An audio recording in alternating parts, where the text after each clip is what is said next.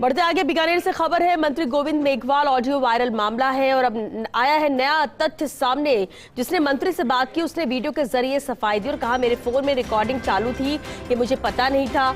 मैं अर्जुन जी के कार्यक्रम में आया था, वहां 2 लड़कों ने फोन लिया था, मैं नहीं जानता, किसी और ने ही ऑडियो वायरल किया। मेरे मंत्री से पुराने ताल्लुकात है, अपने को ही फोन किया जाता है। थानेदार जी लेकर गए थे थाने पर, कोई मारपीट नहीं हुई है। तो मंत्री गोविंद मेघवाल ऑडियो वायरल मामले में अब ये नया तथ्य सामने आया है। जिसने मंत्री से बात की उसने वीडियो के जरिए अब सफाई दी है और उसका कहना यही कि मेरे फोन में रिकॉर्डिंग चालू थी, ये मुझे पता नहीं था। मैं अर्जुन जी के कार्यक्रम में आया था, वहां 2 लड़कों ने फोन लिया था, मैं नहीं जानता, किसी और ने ही ऑडियो वायरल किया। मेरे मंत्री से पुराने ताल्लुकात हैं, अपने को ही फोन किया जाता है। थानेदार जी लेकर गए थे थाने पर और कोई मारपीट नहीं हुई है। ये वीडियो के जरिए सफाई दी है उस व्यक्ति ने, जहां वीडियो वायरल हुआ था। जिसने मंत्री से बात की थी अब उसने ही वीडियो के जरिए ये सफाई दी और कहना है कि मेरे फोन में रिकॉर्डिंग चालू थी, जो कि मुझे पता नहीं था। मैं अर्जुन जी के कार्यक्रम में आया था, वहां 2 लड़कों ने मेरा फोन लिया था, मैं नहीं जानता, किसी और ने ही ऑडियो वायरल किया होगा। मेरे मंत्री से पुराने ताल्लुकात हैं, अपने को ही फोन किया जाता है। जी और मेरा बहुत भी पुराना संबंध है, हर टाइम में जरूर आ सके। और उसके बाद में 14 तारीख का वो फ़ोन है जिसका भाई पहले आ गया। मैं 16 तारीख का आया बीकानेर, 16 तारीख का बीकानेर आया था। उस टाइम यहाँ कोई प्रोग्राम था, अर्जुन जी का उस प्रोग्राम आया था। उसने मेरे साथ 2 लड़के थे, उसने मेरा फ़ोन नंबर ले लिया और वो रिकॉर्डिंग चालू थी, मेरे को पता नहीं था भाई रिकॉर्डिंग चालू है। उसने रिकॉर्डिंग निकाल के क्या पता किसको दिया, वो मेरे को पता नहीं है। और मैं तो 3 बजे वहाँ से निकल गया और थाने में गया था। 14 तारीख को रात को लगभग 11 बजे थानेदार जी आया था, मेरे को ले गया और रात भर रहा और मेरे साथ कोई मारपीट गलत व्यवहार नहीं हुआ। और 15 को मैं छूट कर वापस आ गया। और चलिए इस पर और ज्यादा जानकारी के साथ बीकानेर से संवाददाता लक्ष्मण राघव हमारे साथ जुड़े। लक्ष्मण, पहले ऑडियो वायरल होता है मंत्री का और उसके बाद ये व्यक्ति सामने आकर वीडियो के जरिए सफाई दे रहा है कि ये उसके जरिए नहीं किया गया है। क्या मामला अब तक खुलासा हुआ है इस मामले को लेकर, जो ये नया अपडेट है? देखिए, निश्चित तौर पर श्वेता, ये वीडियो आया है और गोविंद मेघवाल के कैंप से ही हमें उपलब्ध हुआ है। तो ये वीडियो है जिसमें वो कह रहे हैं कि ये मैंने वायरल नहीं किया। इसमें माफी भी मांगते हुए दिखाई दे रहे हैं। एक और वीडियो भी भेजा गया हमें थोड़ी देर पहले ही मंत्री द्वारा, उसमें ये कहा गया है कि माफी जो है मांगी है उन्होंने। तो कहीं ना कहीं देखिए, अब ये पूरा पॉलिटिकली तो है ही, आप समझिएगा।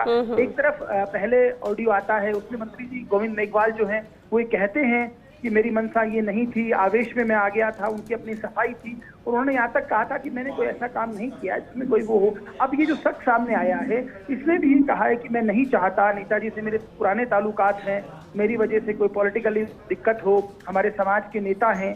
उन्होंने इस तरह की बात इस शख्स ने कही है। तो देखिए, अब ये बहुत सारे कारण हो सकते हैं, उस वक्त क्या हुआ था ये तो ये शख्स ही कुछ बता सकता है। लेकिन चूंकि वीडियो आया है और हम ये मानते हैं सीता, आप समझते हैं इस बात को, वीडियो के जरिए सफाई दे रहा है, तो वो बात जो है हमें वो कह रहा है, उसकी बात जो है वो समझ रहे हैं हम भी। लेकिन इसमें क्या कारण है, क्या कोई फिर वही बात उठेगी, स्वाभाविक तौर पर कोई प्रेशर तो नहीं है, तो वो सब भी हम पूछ रहे हैं। तो ये तमाम चीजें हैं। लेकिन फिलहाल अपडेट यही है कि उस शख्स ने माफी मांगी है और कहा है कि पुराने ताल्लुक हैं। मैं एक फंक्शन में गया था, इसमें केंद्रीय मंत्री अर्जुन मेघवाल भी आए हुए थे, 2 लड़के थे जिन्होंने फोन लिया और उसके बाद वायरल हुआ। तो ये इस तरह की बात आई है। हमने कोशिश की गोविंद मेघवाल से भी बात करने की, संभवतः आप भी बात कर पाए।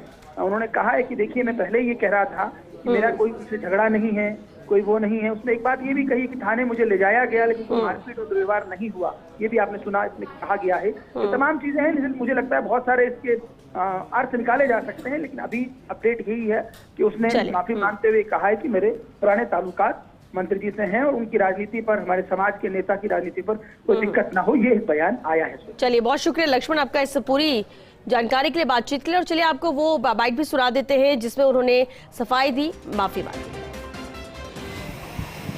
मैं भंवरलाल जयपाल, राजेश्वर भाटियान, 14/8/2022 और रात को लगभग 9:20 पे मंत्री जी को फ़ोन किया, गोविंद राम जी को, और वो फ़ोन मंत्री जी ने उठाया नहीं। और उसके बाद में 9:43-44 पे मंत्री जी का फ़ोन वापस आ गया मेरे पास। वो फ़ोन मैंने अटेंड किया और उसमें मैं थोड़ा सा बोल गया जालौर वाले बात के लिए, और उसमें शायद मंत्री जी पहले बोल चुके थे 8 बजे, मेरे को मालूम नहीं था, मैंने ना देखा था। वो मंत्री जी क्या बता वो मीटिंग में से कहाँ से आए, थके हुए थे, मेरे को कुछ कह दिया और आवेश में थे क्या बता, और मेरी भी गलती होगी, मैंने रात को फ़ोन कर दिया मंत्री जी से। और मंत्री जी और मेरा एक पारिवारिक संबंध है काफ़ी समय से, ये तो नहीं है कि मैं दूसरा हूँ, कोई मंत्री जी का एक पारिवारिक ही हूँ, और मंत्री जी मेरा एकदम घनिष्ठ। और वो रिकॉर्डिंग मेरे को पता नहीं था कि मेरे फ़ोन में रिकॉर्डिंग चालू है या नहीं है, उसको मेरे को तो मालूम नहीं था।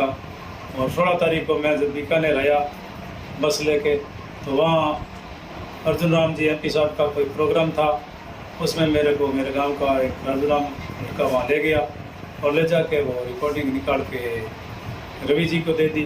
उसने या क्या पता चढ़ाया नहीं चढ़ाया मेरे को पता नहीं। सुबह को TV में देखा तो मेरे को बहुत दुख हुआ, ये तो काम गलत हो गया अपने नेता जी के साथ और मेरे समाज के साथ।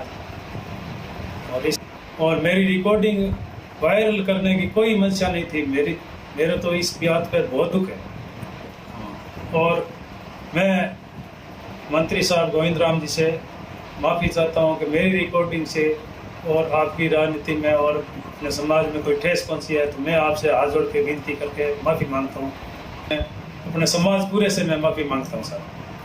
ये रिकॉर्डिंग वायरल करने की मेरी तो कोई मंशा नहीं थी बिल्कुल ही।